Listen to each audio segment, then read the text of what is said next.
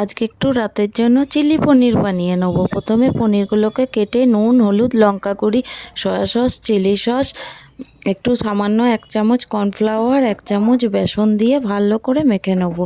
তারপর মাখা হয়ে গেলে কড়াইয়ে তেল গরম করে সেই তেলে আমি পনিরগুলো দুটো পাটে ভেজে নেব। প্রথমে দেখো কিছু কটা দিলাম, তারপরে লাল করে ভাজা হয়ে গেলে আমি আবার সেকেন্ড পাটে আর এক ধাপ ভেজে নেব। পনিরগুলোকে খুব কড়া করেও ভাজলে হবে না, হালকা করে ভাজতে হবে। আমি কিন্তু আজকে রান্নাটা সাদা তেলেই করছি, সাদা তেলেই পনিরটা ভাজবো। দেখো সেকেন্ড পার্টটাও দিয়ে দিয়েছি, সেকেন্ড পার্ট ভাজা হয়ে গেছে। রসুন কুচি, পেঁয়াজ কুচি, ক্যাপসিকাম কুচি, কাঁচা লঙ্কা কুচি নিয়েছি। একটা বাটির মধ্যে tomato sauce, soya sauce, chilli sauce আর সামান্য একটু হলুদ দিয়ে একটু জল দিয়ে গুলে নিয়েছি। কড়াইয়ে প্রথমে আমি ওই তেলের মধ্যেই রসুন কুচি আগে ভেজেছি, তারপর পেঁয়াজ, ক্যাপসিকাম, কাঁচা লঙ্কা আর সামান্য একটু নুন দিয়ে ভালো করে ভেজে নেব।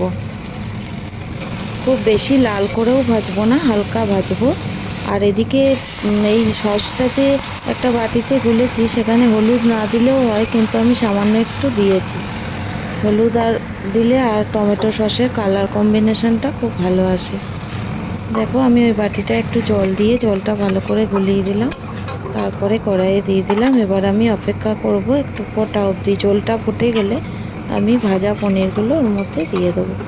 তারপর খুব একটা ফোটানোর দরকার নেই, সামান্য একটু ফুটে উঠলেই তারপর আমি ওটা বাটিতে ঢেলে নেব। দেখো আমার চিলি পনির একদম রেডি। রাতের বেলা রুটি, পরোটা, লুচি যা কিছুর সঙ্গে খেতে কিন্তু খুব সুন্দর লাগবে।